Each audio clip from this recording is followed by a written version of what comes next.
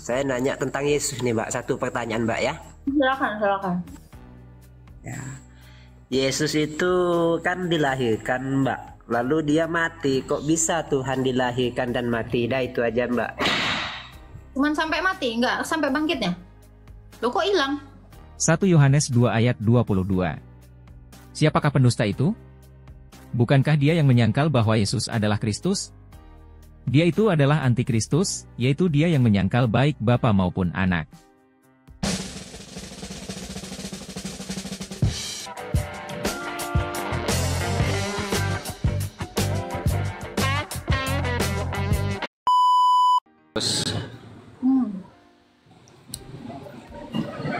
Kalau misalnya Yesus bilang, saya Tuhan, sembahlah aku, itu ada nggak ayatnya? Kalau Yesus bilang, ada nggak ayatnya? Gimana? Coba yang jelas pertanyaanmu. Kalau Yesus bilang, Nih, mengatakan Yesus Tuhan itu ada. Di kamari Angel meta debat baik. Suka-suka aing ngatuh. Kunaon ngatur batur. itu mah teman saya. Hari debat wae. Iya, jam berisik. Bang tanyakan kasih Juma. Ya. Kunaon mau perdebatkan iman orang. Ini saya mau nanya. Poe unggal poe memperdebatkan iman orang. Bukan, Tanya bukan. tuh botol. Mau nanya. Enggak sopan. Salam singa. Kok sibuk pula dia, justru gara-gara kalian lah menyalahartikan iman saya kan. Saya di sini. Takut lu, iya gue takut sama orang botol. Shalom. Aku mau nanya Kak, kirim permintaan aja. Maafkan teman saya Teteh. Udah biarin aja. Saya mau nanya. Ya. Yesus kan bilang, kalau misalnya Yesus bilang gini, saya Yesus Tuhan kamu, maka sembahlah aku. Ada nggak ayatnya di situ di Bible? Kalau Tuhan Yesus ini gimana sih, kalau gimana? Yesus, kalau misalnya gini, Yesus ada nggak ayatnya Yesus mengaku Tuhan gitu kali? Nah, begitu maksud saya. Maka sembahlah aku. Ada bang. Di mana? Coba tunjukin. Yohanes 3 ayat 13. Kamu menyebut aku guru dan Tuhan. Katamu benar sebab akulah guru dan Tuhan. Yesus itu mengaku Tuhan. Lalu di Matius 4 ayat 7 juga. Waktu dia dicobai iblis, dia berkata apa? Jangan engkau mencobai Tuhan Allahmu. Terus iblis itu juga bilang, sembahlah aku. Engkau harus menyembah aku, kata Yesus. Ada bang. Mana? Matius 4 ayat 7 sampai 10. Nggak ada. Jadi baca dulu bang. Kok nggak ada? Itu Bible-nya bahasa Ibrani, bahasa Indonesia, Kalau saya bacain bahasa Ibrani kamu ngerti? Ngerti? Ya oke. Coba kamu dulu Al-Ikhlas ayat 1.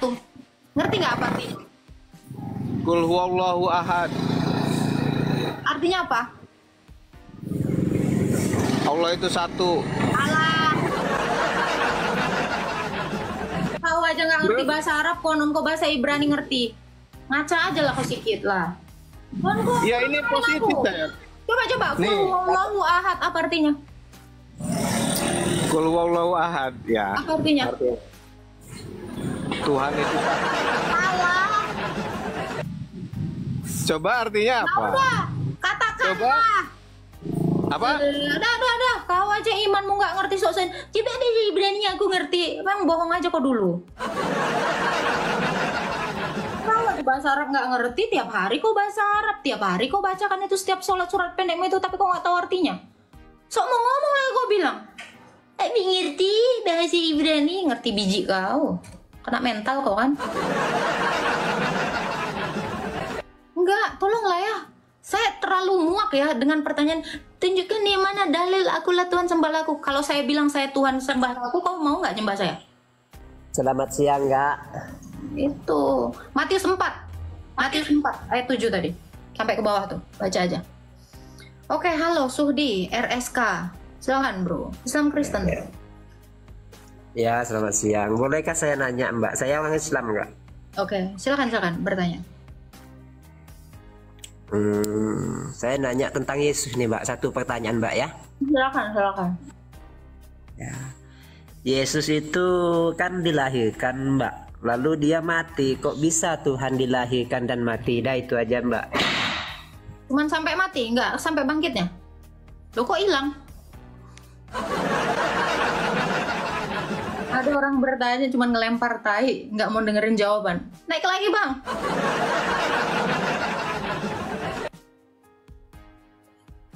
Takut ditanya dia. Nggak jelas, nanya hilang. Aduh, Bang, di Indonesia sendiri diperingati kebangkitannya ya, Bang. Jangan sampai stuck di mati doang dong. Oke, ini kita nanyakan yang lain.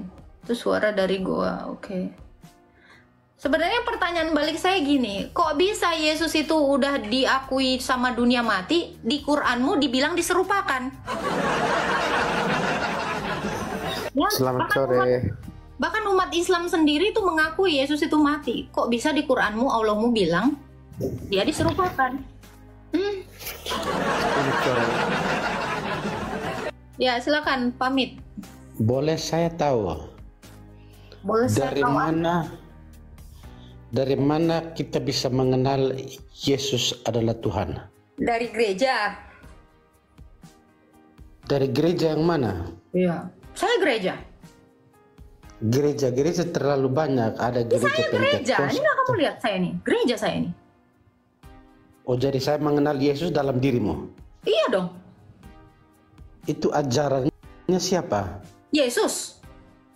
Oh begitu, Yesus Iya bilang dong. kamu Yesus. Jadi lihat dirimu itu Yesus. Ajarannya kan kau tanya kan?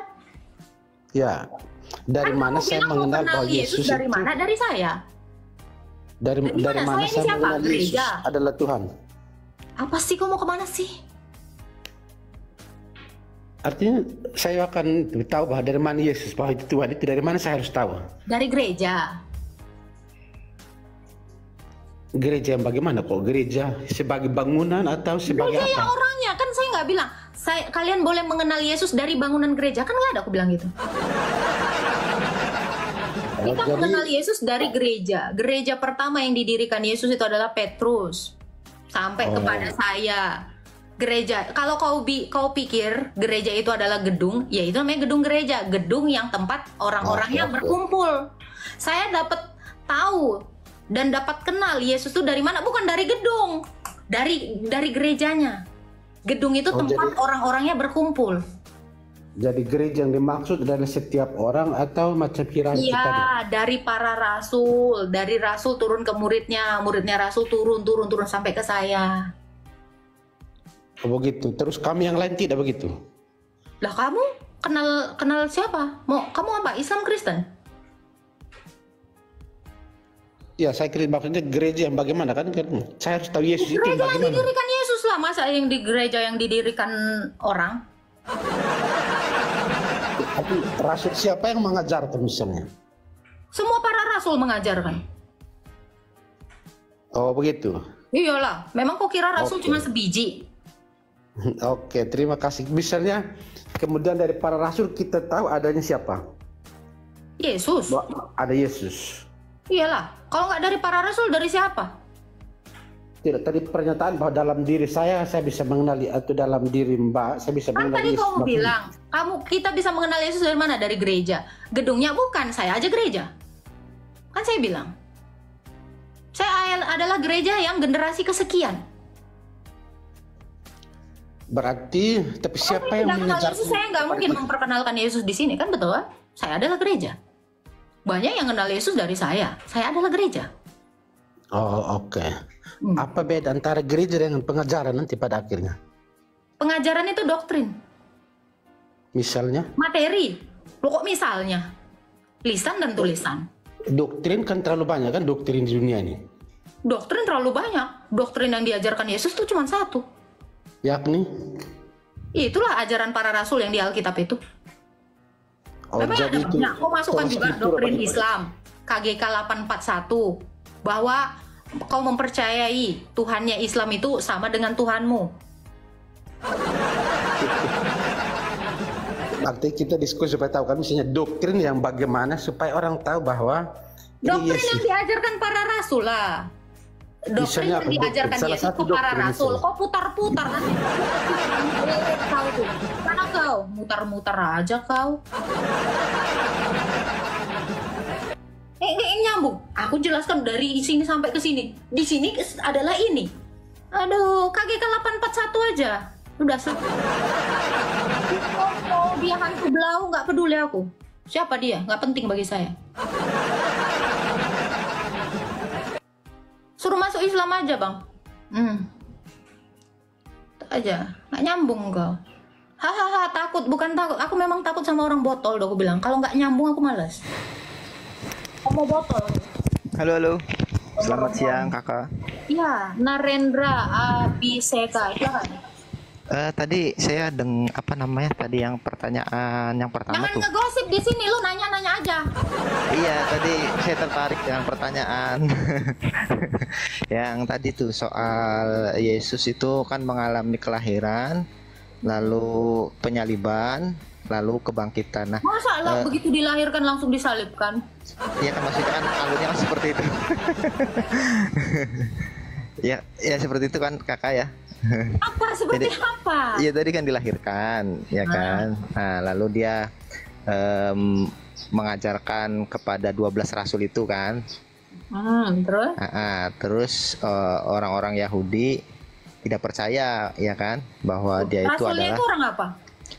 Maksudnya orang Yahudi, maksudnya di luar.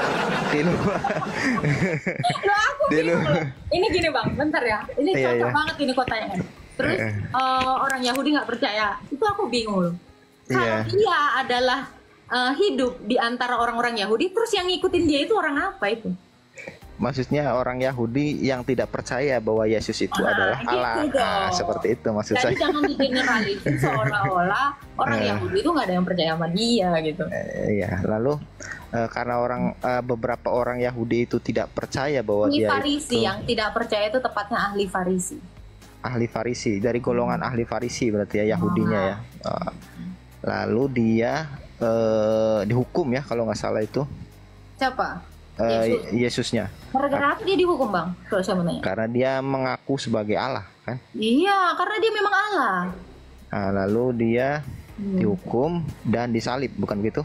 Nah, lalu disalib dan dibangkitkan. Lalu dia bangkit di hari ketiga. Sendiri dan dibangkitkan. Gimana? Dibangkit? Oh, bangkit sendiri dan dibangkitkan. Oh, di hari ketiga kalau nggak salah itu ya. Ya. Lalu yang jadi pertanyaan adalah kenapa dia bisa mengaku sebagai Tuhan? Yang karena pertama, maksud saya kenapa dia harus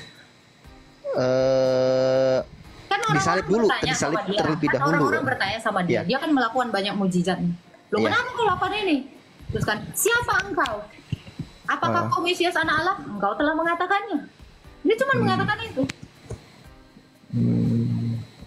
Lalu waktu dia mengatakan ya, anak manusia gitu. Loh, orang-orang Yahudi kaget dong. Loh, kok bisa kau manusia mengaku anak manusia? Dalam perspektif Yahudi yang pintar-pintar nggak blow on, yang nggak buta huruf, kalau ada seseorang manusia, itu pasti dia tidak mengaku sebagai anak manusia. Tetapi ketika dia mengaku anak manusia, dia adalah Allah. Dia bukan manusia.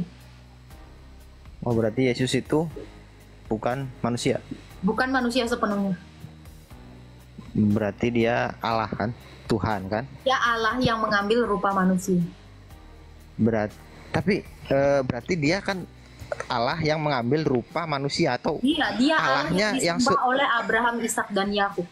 Apakah maksudnya begini, apakah dia kan Allah yang berupa manusia, mengambil rupa manusia, atau Allahnya yang memang berbentuk manusia? Mana ada Allah berbentuk manusia? Dalam Alkitab kami 1 Timotius 6 ayat 16 Allah adalah terang. 1 Yohanes 5 ayat 7 Allah adalah kasih.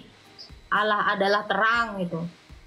Mana ada terang kasih itu manusia? Nggak ada. Allah bukanlah manusia. Di dalam Bilangan juga seperti itu. Seperti itu. Tapi saya pernah dengar gitu ya. Dia adalah Allah yang bukan manusia mengambil rupa manusia itu. Ini koreksi ya kalau saya salah. Tapi saya pernah dengar orang-orang Nasrani itu bilang di penciptaan manusia kalau nggak salah itu manusia itu Allah itu membuat manusia serupa dengan dia gitu, serupa dengan Allah. Menurut gambar dan rupanya sama seperti di dalam hadismu. Ar-Rahman juga menciptakan Adam menurut gambar Ar-Rahman. Ar-Rahman. Iya, di Quranmu juga ada itu. Tapi berarti menurut di sini gambarnya 60 hasta. Berarti Ar-Rahman 60 hasta.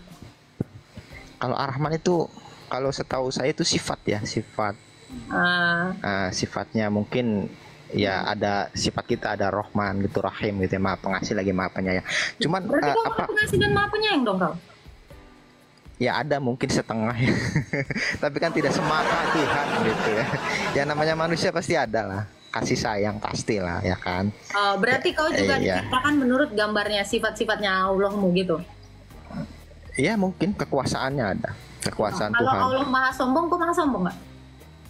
Nah untuk sombong sendiri itu yang saya tahu ya, sombong itu khusus. Jadi itu sifat Tuhan. Jadi manusia tidak berhak sombong. Oh, kalau Tuhan? Kalau Tuhan bebas, dia Tuhan. Jadi berhak sombong? Berhak, bahkan itu pakaiannya kalau sombong menurut beberapa ulama. Coba sombong itu apa artinya? Sombong itu dia meninggikan diri gitu. Apa ya? Meninggikan diri satu. Oke. Ya itu menunjukkan kekuasaannya seperti itu. Kalau sombong itu artinya meninggikan diri, berarti Allah ini sempat nggak tinggi. Sempat nggak tinggi. Iya dia malah tinggi. Hanya yang rendah yang meninggikan dirinya dong. Iya dong. Enggak, dia udah tinggi dari sananya karena Tuhan. Tinggi, harusnya dia nggak maha sombong karena dia nggak akan meninggikan dirinya lagi dong. Logikanya kan gitu. Tetapi kalau dia sudah maha tinggi, udah mentok ini, udah maha tinggi. Yang ada, Allah itu merendahkan diri. Karena kalau meninggikan diri, siapa lagi yang mau diatasi? Karena dia udah yang mengatasi segala-galanya. Ketinggiannya, betul nggak? Oke. Ini logika. Hanya kan, logik dong. Kalau dia maha tinggi, udah nggak ada lagi batasannya. Iya. Dia tidak mungkin meninggikan lagi. Apa lagi yang mau diatasi? Dia yang paling atas. Yang bisa dilakukannya adalah merendahkan diri.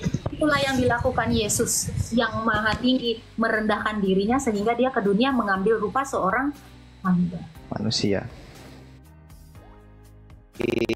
Menurut yang saya dengar ya dari beberapa ulama gitu yang pernah dengar saya ceramah-ceramah, bahwasannya Tuhan itu maha kuasa, dia tidak akan merendahkan diri karena dia maha tinggi. Kenapa dia punya sifat maha sombong?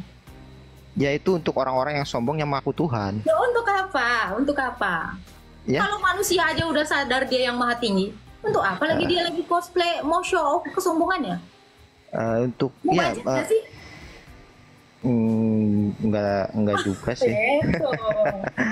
Gini maksudnya, gini bang, kita pakai logika ya. Makanya saya bilang banyak Muslim yang mengatakan tidak logis kalau Tuhan merendahkan diri. Tuhan justru paling logis ke akal kita karena dia yang tinggi merendahkan diri.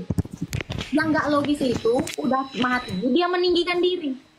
Berarti ada yang lebih tinggi dari dia. Berarti dia bukan Tuhan segala Tuhan. Oke. Itu logikanya aja. Ada lagi pertanyaan? Silakan. Tadi soal apa tadi kan kalau di Kristen itu ada penebusan dosa ya melalui Yesus yang disalib itu pengampunan dosa. Pengampunan dosa. Penebusan apa pengampunan? Penebusan manusia dari dosa. Yang ditebus itu manusia, bukan dosa ditebus. Coba kalau kau Pegadaian yang kau tebus apa? Sampah atau emasnya? Emasnya.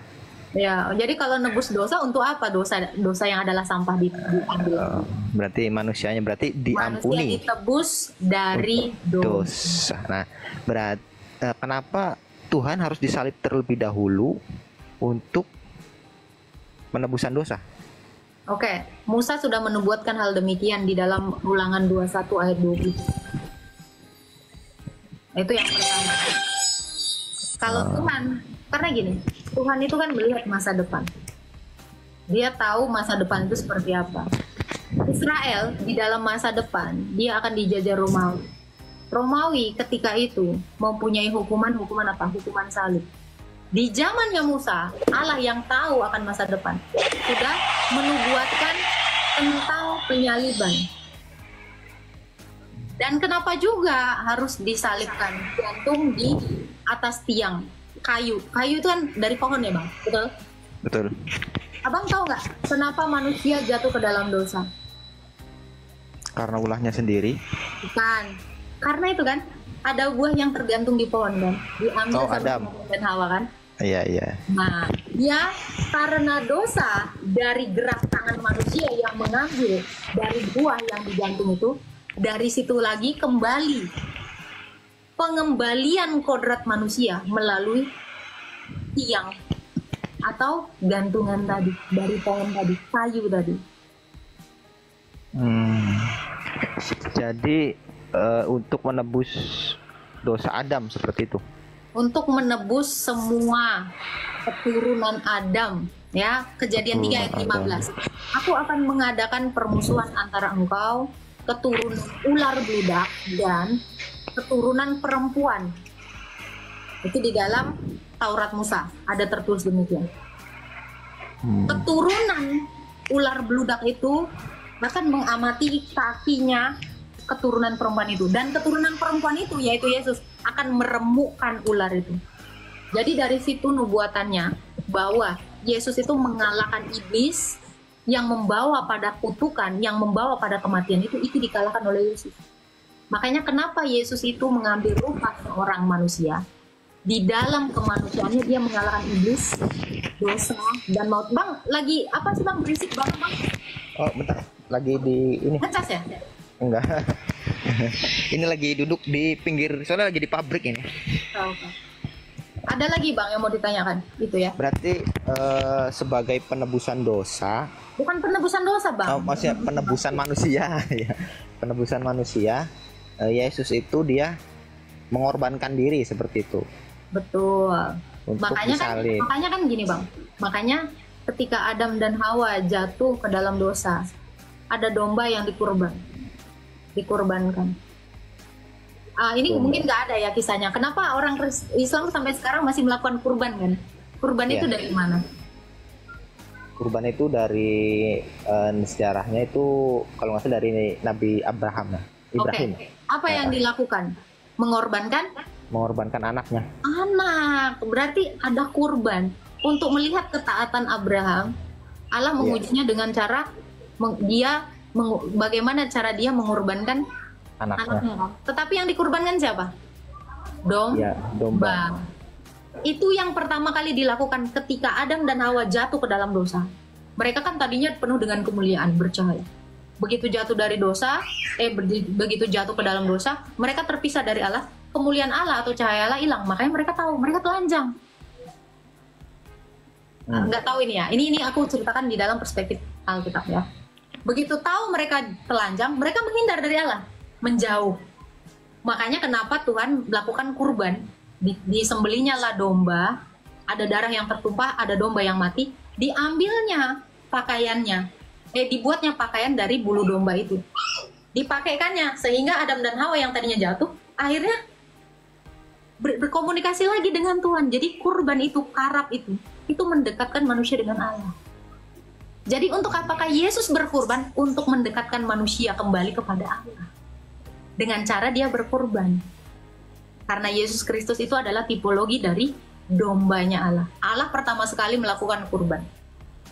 Dan Allah mengakhiri juga kurban itu melalui Yesus Kristus. Makanya Yesus itu dikatakan menggenapi seluruh kurban-kurban dari perjanjian lama dari zamannya Adam. Setelah dia menggenapinya, sudah selesai, tidak ada kurban lagi. Makanya sekarang relate sekali di Israel sana, udah ada yang kurban. Karena Yesus sudah menggenapinya. Selesai kurban itu. Tapi nggak tahu orang Islam kurban entah dari mana konsepnya. Berarti Yesus itu dia mengorbankan ya, berarti kan mengorbankan untuk menebus manusia dari dosa gitu, dari dosa. Tadi kan kalau yang dikurbankan itu kan dipakaikan lah ya, dari kulit domba yang menutupi domba itu dipakaikan untuk menutupi Adam dan Hawa yang kan. Kami ketika Yesus itu mati di kayu salib berkurban, kami sudah mengenakan Kristus dalam diri kami. Makanya cara kami mengenakan Kristus gimana? Melalui baptisan. Ketika kami dibaptis, dicelup, kami menyatu dalam kematian dan kebangkitan. Sehingga kami memakai Kristus dan kami didekatkan kembali sehingga kami serupa dengan Kristus. Maka kami bisa dekat kembali dengan Allah. Berarti yang mengampuni dosa itu Allah kan ya, berarti ya? Allah Bapa Yesus ya? itu kan Allah yang ngambil rupa manusia. Jadi yang mengampuni dosa itu adalah Allah melalui kemanusiaan Yesus. Oh, berarti Allah Bapa itu dia menurunkan Yesus ke bumi. Yesus itu kan Allah. Yesus itu kan firman-Nya. Firman. Berarti dia Tuhan ya. Jadi Tuhan. Wah, dia Allah. Gelarnya Tuhan. Iya, berarti kan Allah Bapa kan Tuhan kan. Yesus juga Tuhan kan. Yesus itu adalah firman-Nya, perkataannya yang jadi manusia. Oke. Berarti dia itu turun ke bumi sebagai firman, ya kan? Allah yang sebagai dia memang firman datang sebagai manusia. Sebagai manusia. Okay. Jadi bukan sebagai Allah, dia memang Allah datang sebagai manusia. Sebagai kan artinya mengambil peranan. Mengambil peranan ya. Iya, dia mengambil peranan manusia. Apa peranan manusianya? Imam. Apa peranannya? Nabi. Apa peranannya? Raja. Imam tadilah yang memberikan kurban. Makanya Bang, di dalam imannya Yahudi dan Kristen, yang bisa menyerahkan kurban persembahan itu hanya imam, nggak boleh sembarang orang. Makanya Yesus itu menjadi imam Ibrani. Berarti orang Nasrani itu menyembah, maksudnya Kristen itu kita menyembah kepada Yesus berarti kan ya? Iya dong, menyembah kepada Allah Tritunggal. Yesus itu adalah firman-Nya Bapa. Roh Kudus itu adalah nafasnya Bapa. Jadi kami menyembah siapa? Allah Tritunggal, yaitu Bapa yang memiliki firman dan Roh Kudus. Oh, berarti 3 itu jadi satu gitu? Emang 3 itu dalam satu. Satu dalam 3. Kayak saya nih Bang. Ya. Saya ini ada 3 loh, bukan 1. Gimana? Iya dong, saya ada 3. Apa? 3 keberadaan saya yang berbeda itu, badan saya yang abang lihat, 1.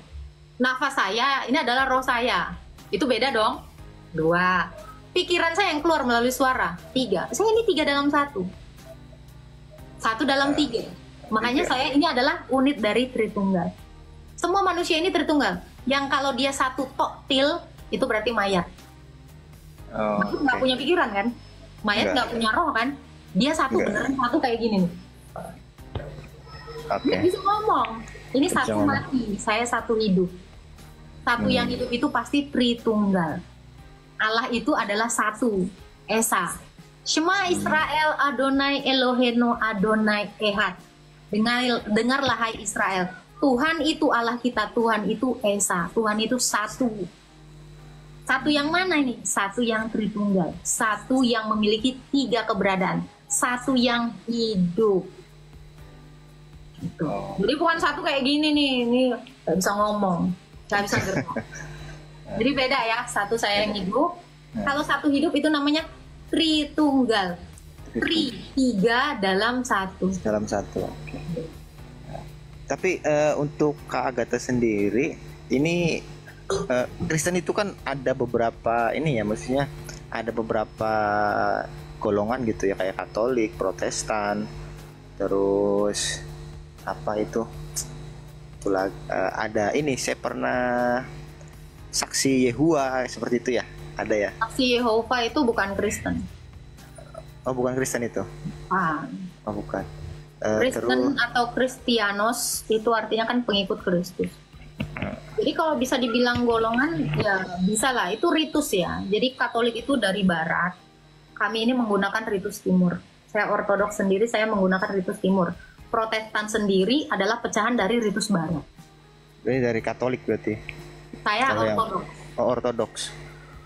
Apa perbedaannya sendiri itu dari apa sih kayak Itu tadi ortodoks? ritus timur, yang satu ritus barat. Tapi polanya sama kan ya? Maksudnya Tritunggal Salah seperti itu. juga, sama semuanya, nggak ada yang nggak Tritunggal. Sama. Tapi mungkin yang berbeda Protestan, baik Katolik, baik Ortodoks sama-sama menyembah Allah Tritunggal. apa mungkin perbedaannya dari Ritus. cara ibadah. Ritus. Iya. Ritus itu apa? Ritus mereka dari Barat. Mereka tata cara ibadahnya dari pemahaman Barat. Kalau saya ini memang pemahaman dari para rasul dari Timur, dari orang-orang Yerusalem. Oh, berarti dari Yahudinya langsung mungkin orang-orang Iya, Yahudinya. betul. Karena Yesus dan murid-muridnya itu kan orang-orang Yahudi. Dan kami ini masih tetap memelihara tradisi suci itu. Gitu. Oke. Berarti kakak sendiri ortodoks berarti ya? Betul. Oke. Saya masih penasaran gitu ya soal ini apa namanya ketuhanan Yesus sebenarnya. Boleh? Sebenarnya apa sih yang membuat kakak yakin bahwasannya Yesus itu adalah Tuhan? Mengenalnya terlebih dahulu. Maksudnya mengenalnya seperti apa sih gitu? Mengenal dia itu adalah pencipta saya, mengenal bagaimana pribadinya, mengenal bagaimana dia memerintahkan kami untuk bisa mengikutinya, mengenal cara kami mengenal Allah yang mengasihi kami. Tadi kan saya sudah menjelaskan tentang Allah Tritunggal itu seperti apa. Berarti artinya saya sudah mengenal Allah saya itu seperti apa. Saya bahkan mengenal dia, kenapa saya diciptakan demikian seperti ini. Tadi juga abang udah tanya.